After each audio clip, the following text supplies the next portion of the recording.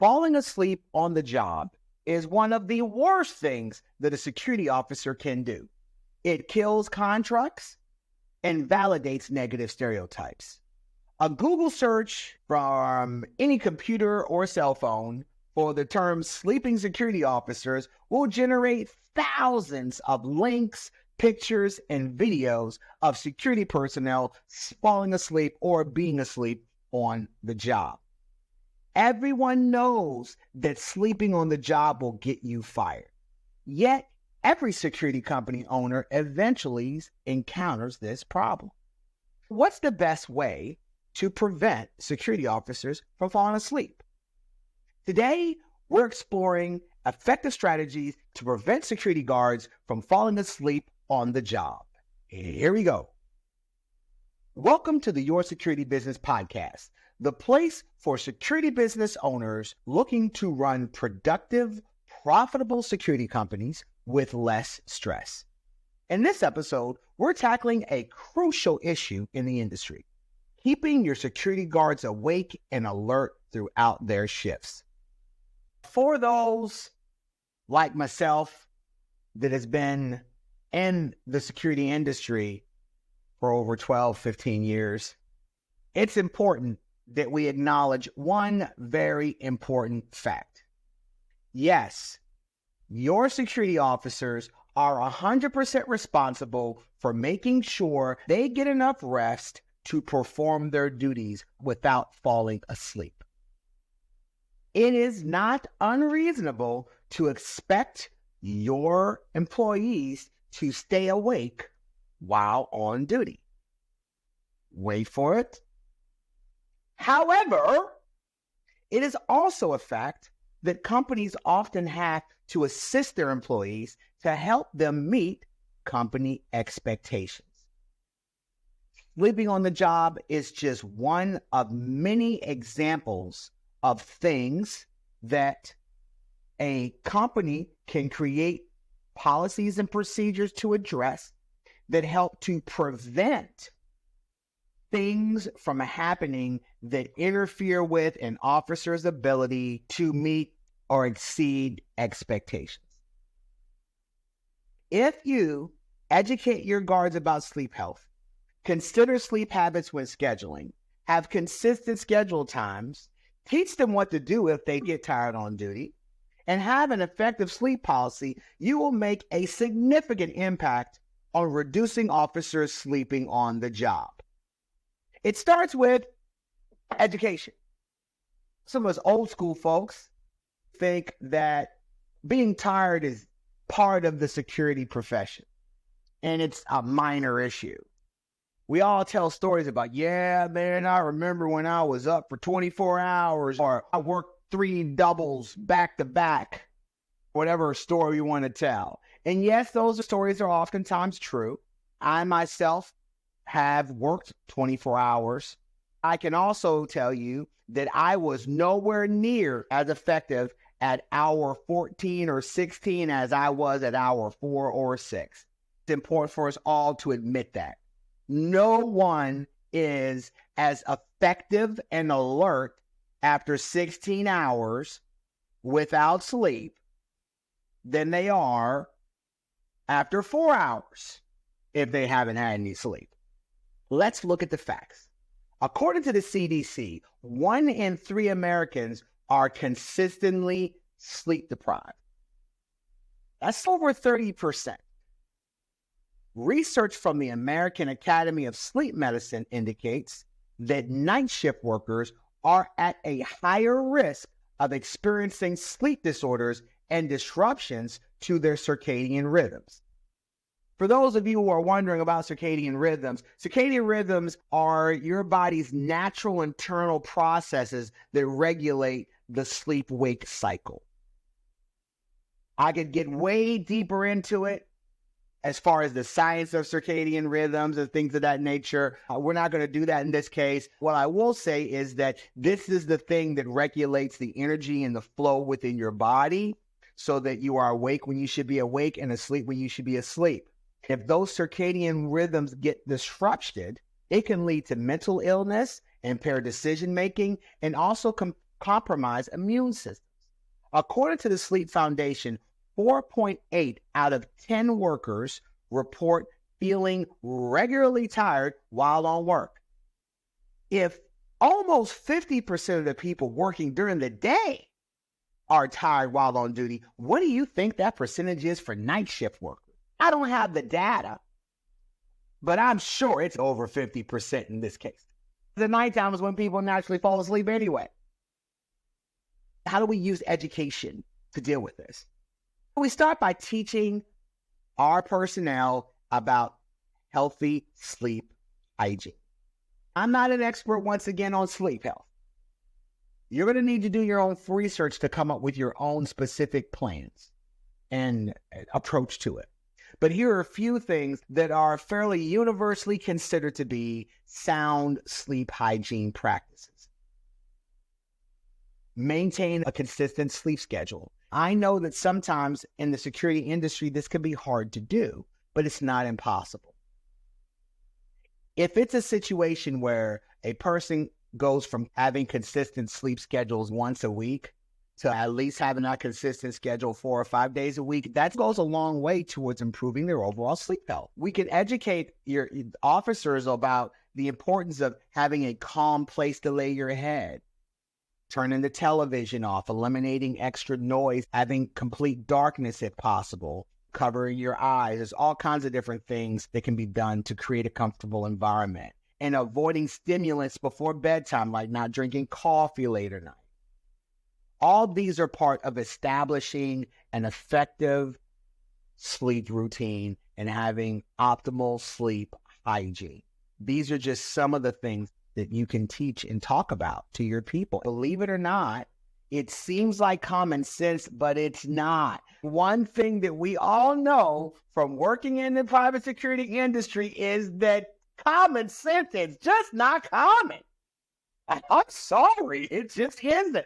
We all know, okay? We also need to teach about the impact of caffeine in diet. Most security officers, if you ask them what's the best thing they can do if they feel tired other than go to sleep and take a nap, will say, I need to drink some Red Bull. I need to drink Monster. Sugary energy drinks will get a short-term boost from the caffeine and the sugar combined, but you will also crash drastically, typically after about 60 minutes. Of course, there is some variances depending upon body chemistry and what you eat. For most people, in a typical situation, they will start to hit that crash within about 60 minutes, no more than 2 hours, when they have any kind of sugary, caffeine, and sugar-based drink. That's why some people prefer to use 5-Hour Energy, because it doesn't have any sugar, but it still has the caffeine. You also should share information concerning how diet can affect sleep. There are certain foods that you can take that help encourage sleep. There's other foods that you can take that are not as good for your sleep. We need to teach them, educate them, so that way they can be encouraged to do the things to help them stay awake so they don't get fired. Teaching about healthy sleep habits and sleep hygiene conveys their responsibility of what they need to do in order to make sure that they are in the right position to go to work and stay awake. One more thing we should mention is taking naps. They may need to take a nap during the day before work. It all deals with their personal responsibility. But there's another part, which is your responsibility as an organization to create a scheduling system that works in sync with sleep habits and doesn't conflict with them. Officers are usually desperate for hours. Many security company owners will schedule people for 16-hour shifts right after someone worked an 8-hour shift in some cases, and they've only had an in-between slot of maybe 6 hours, and they barely had time to get home, and the officer will still agree to work. This typical security owner will go, yeah, that's great. He's a hard charger, but the fact simply means it's terrible. As responsible business owners, or scheduling managers, it is your responsibility to design the schedule in a way that puts your people in the best position possible so that they are likely to provide the best service so that you can meet expectations that your clients have put down in front of you. That is why smart security business owners always consider sleep schedules and sleep health when they are creating their master schedule for work. Engineer it so that your schedule for work for your people aligns with their natural sleep patterns. Keep in mind, I am not saying that whenever you interview people, you say, so what time do you usually go to bed? We're not saying that, okay? Although I bet there would be some sleep experts that will say that, but I can't imagine running a security company that way. What we can do and what you can do is include certain consideration and practicality when you're making your schedule. For example, try to avoid double shifts. And if you have to assign the double shift, avoid scheduling people from being assigned to work overnight double shifts that extend into the next afternoon. For example, having someone working from 11 p.m. until 3 p.m. the next day is a recipe for a disaster. Absolute disaster. Here's why. If it's a person who's used to working at night, they're going to be up and alert all night long just because their circadian rhythm makes them that way. Come the morning, when it gets to around the hour that they normally go to sleep, which is probably in the 8 a.m. range to 9 a.m., they're going to hit a wall. They're going to be really, really tired. As a result, it will be very difficult for them to make it until 3 o'clock. This is one of those things that causes incidents where people fall asleep during the day and we wonder what happened and how could that be? Well, it's because this is a person who's been working the night over into the next afternoon, and it totally conflicts with their natural body clock. A way to do this that would be more advantageous and in line with natural sleep patterns is to schedule someone to work a double shift from 7 a.m. to 11 p.m. That is much more in line with natural sleep patterns. Yes, this person may be used to going to bed a little earlier, maybe 8 or 9 o'clock, but that still isn't really deep into their sleep routine. And when they wake up in the morning, they're good because they're used to waking up in the morning anyway. By doing it that way, you can account for their natural sleep patterns while at the same time accomplishing your mission of getting the shifts covered and providing the right service, of course. You should also try your best to assign them for the same times every week. Reality comes in and says that that's not possible all the time, particularly if you have a lot of on-call work, but it should at least be something that's top of mind. What can I do to get people the most consistent schedule possible? You'll find that not only benefits you from prevention of falling asleep on duty, it also helps retention because officers with a consistent schedule tend to have happier lives because it's easier for them to coordinate their lifestyle and their personal activities around their work schedule. That's a dual benefit of consistent schedule. You also need to look at planning for adequate rest times between shifts. There should be a gap of 12 hours or more after working any shift that's 6 hours or longer. Let's do the math. Let's look at what I mean by that. So that means if someone gets off at 11 p.m., they shouldn't have to be at work again till 11 a.m. the next day. Let's take a look at what happens if you break this rule. Let's say that you schedule someone to get off at 11 p.m. and they're scheduled to be back at work 9 hours later, which is 8 a.m. Normally we would say 9-hour gap, that should be okay, right? Wrong. Let's look at it and do the math. If a person gets off at work at 11 o'clock, how long is it going to take for that person to get home? No, the assumption that they're not in one of these places like New York, LA, Washington, D.C. metro area, and it takes damn near an hour to get home regardless of what time of day, we're going to assume that they can get home in 30 minutes. So they get home at 11:30. Now they have to go to bed, but no one just automatically falls asleep. I mean, unless you're absolutely exhausted. In most cases, it takes the average person at least maybe an hour to go to sleep. So now the person goes to sleep at 12:30. They got to get to work at.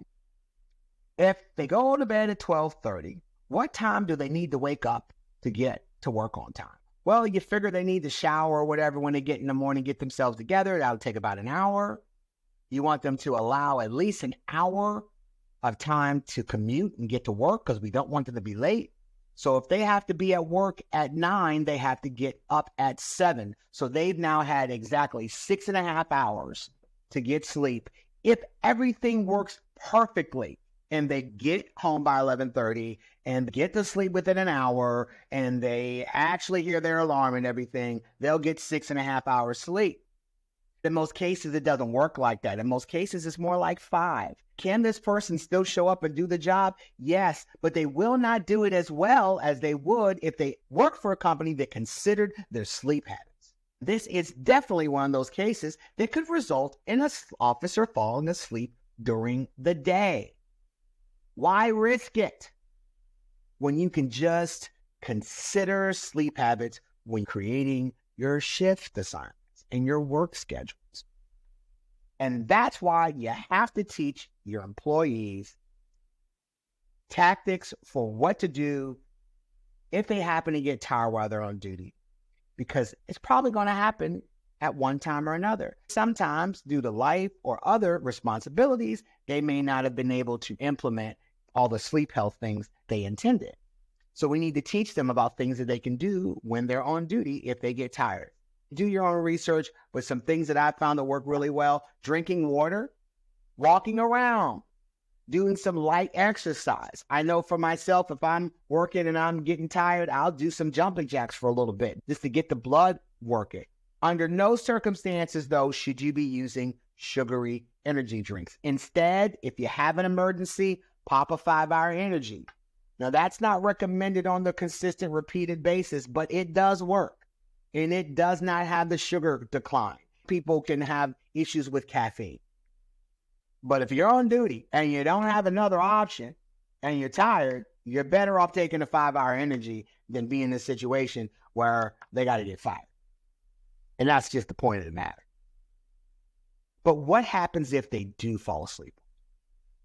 Sometimes you can do everything right as a company, even teach them about being prepared and how to handle it if they are on duty and get tired, and they still fall asleep. Back when we ran our own security business, I had a situation one time where an officer fell asleep on duty. This guy was a great officer, one of my best, excellent officer. He came into the office, and, he fell asleep on the job, and I'm thinking, I got to fire this guy because that's our policy. I sit there and I say to him, hey, what happened? I know that you can't afford to lose your job right now. How could you fall asleep on duty? What happened? He proceeds to tell me, oh, man, usually I work overnight. And when I get off in the morning, I come home and I go to bed. My wife usually takes care of the kids in the morning, and then we're good to go. Okay, cool. So what happened?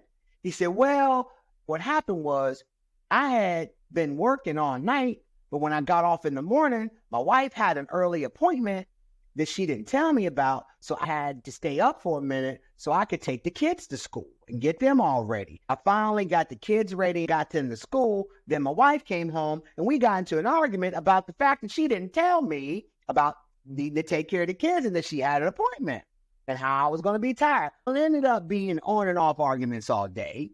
Then by the time I realized that I hadn't gotten any sleep. It was time for the kids to come home from school, so I had to take care of them. By the time I'd gotten to work, I was up for 24 hours. And so I said, why didn't you just call me? He said, well, yeah, man, I thought about it, but I thought I was going to be good. I was okay when the shift started, but then halfway through the shift, I started getting tired, and the next thing you know, I fell asleep. I said, but why didn't you call me or someone else? He goes, what was I going to do? Call you and tell you that I'm tired? Yes, that's exactly what you should have done. Call me and tell me that you're on duty and you're tired. And he was like, okay, really? I said, yeah. Now, unfortunately, I still had to let him go. But that is what gave birth to my sleeping policy. It is important to have a supportive sleep policy, a policy that allows a guard to report that they're tired on duty without fear of repercussions. That it's better for an officer to be on duty and call you and say, hey, I'm out here on duty. I'm feeling tired. I'm worried I'm going to fall asleep. And then you have to deal with that. Then have an officer fall asleep on duty. Client complains about it. You got to fire them and replace them. And now you also have a contract that's at risk. A good sleep policy has certain things in it. Now, you can customize it yourself, but there's certain things that you definitely want to have in a sleep policy. The first thing is it should allow guards to report that they're tired without fear of repercussion. And your response can be many things. You may send a replacement out if you have one available. I've had times where I didn't have a replacement available, so I sent a supervisor out there and got the supervisor to cover the shift while the officer went and took a nap in their car. Oftentimes a nap works. So you send the supervisor down there, supervisor covers the shift, the officer sits in their car for an hour, takes a good power nap, he's good for the rest of the shift. We cost an hour of supervisor time to save the contract and retain a good employee. In some cases, if neither of those are available, I've seen some owners even say, call me every half an hour and we're going to talk in between your patrols. Now, that's kind of a lot, but it's a lot better than having to deal with an officer you got to replace, or a client that's pissed off, or a contract that's lost.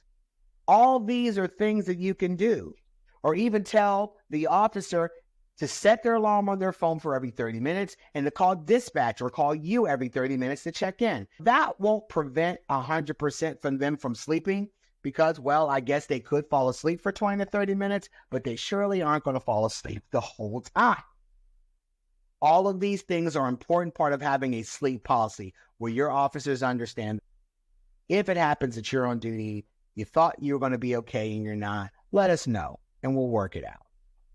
It's important to also emphasize that if you're an officer working at night and you're repeatedly having to use this policy, then it's time to either move you to a day shift or find employment elsewhere. You're still running a business and they need to do their jobs, but you also need to have policies and procedures in place to account for things that you know could and more likely will happen eventually. So let's recap. Educate your guards about sleep hygiene. Consider their sleep habits when you're creating your schedule. Teach them what to do if for some reason they happen to get tired while they're on duty, and have a supportive sleep policy. Do these things and sleeping on duty will be a non-issue for your security organization. Thank you for joining us on Your Security Podcast. If you would like more helpful tips and resources for running productive, profitable security businesses with less stress, visit our website, yoursecuritybusiness.com. Have a great day.